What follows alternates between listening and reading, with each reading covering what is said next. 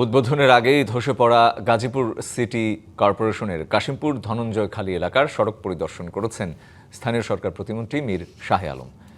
গণমাধ্যমে প্রচারিত সংবাদ প্রধানমন্ত্রী তারেক রহমানের নজরে আসার পর দুপুরে সড়কটি পরিদর্শন করেন প্রতিমন্ত্রী।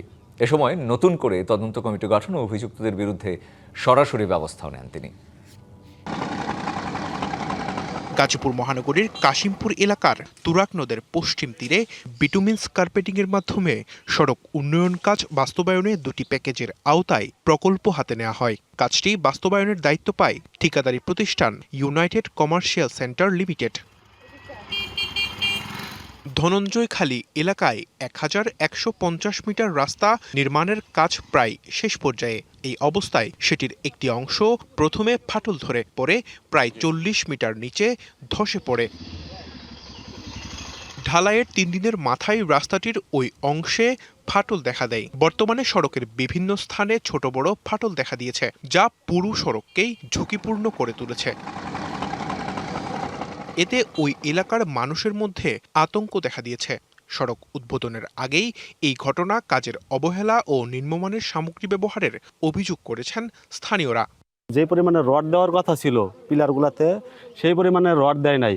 আর যে পরিমাণে কাজ করার কথা ছিল এই পরিমাণে কাজ তারা করে নাই। যে জায়গায় 10টা সিমেন্ট লাগে পাইলিং সেই জায়গায় দিচ্ছে 5টা।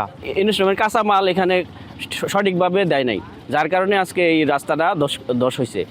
এদিকে বিষয়টি প্রধানমন্ত্রী তারেক রহমানের নজরে এলে সোমবার দুপুরে সড়কটি পরিদর্শন করেন স্থানীয় সরকার প্রতিমন্ত্রী মীর শাহে আলম। নগদ নিয়ে এলো হার না মানা হার অফার। সর্বনিম্ন 10,000 টাকা রেমিটেন্স নগদে পাঠালে থাকছে স্বর্ণের হার জেতার সুযোগ। এ সময় তিনি সড়ক নির্মাণে অনিয়ম ও গাফিলতির প্রাথমিক প্রমাণ পাওয়ার কথা জানান। সামাজিক যোগাযোগ মাধ্যমে এটা প্রচার হয় এবং মাননীয় প্রধানমন্ত্রী জনাব তারেক রহমানের দৃষ্টিগোচর হলে উনি বিষয়টি আমাদের মন্ত্রণালয়ের নোটিশে আনেন এবং আমাকে উনি ব্যক্তিগতভাবে আমার ওই নিউজটি আমার হোয়াটসঅ্যাপ মেসেজে উনি পাঠিয়ে দেন। এরপরে আমি আমার মন্ত্রণালয়ের দায়িত্বশীল কর্মকর্তাদের সাথে কথা বলি এবং আমাদের প্রশাসক সাহেবের সাথে কথা বলে আজকে ঘটনাস্থলে আসছি। প্রকল্পের পরিচালক হারুন ও রশিদ এবং প্রকৌশলী শামসুর রহমানকে সাময়িক বরখাস্ত করার নির্দেশ দেন প্রতিমন্ত্রী।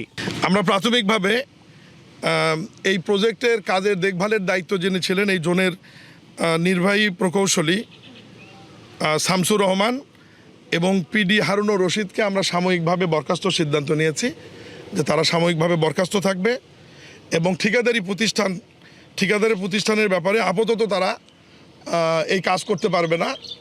তাদের ব্যাপারে কালো তালিকা ভুক্তি বা অন্যান্য যে বিষয়গুলো আছে সে বিষয়ে আমরা পদক্ষেপ নিব। এছাড়া আগের সব কমিটি বিলুপ্ত করে 7 সদস্যের উচ্চ পর্যায়ের নতুন কমিটি গঠন করা হয়।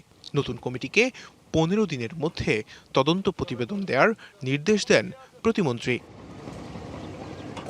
DBC news desk.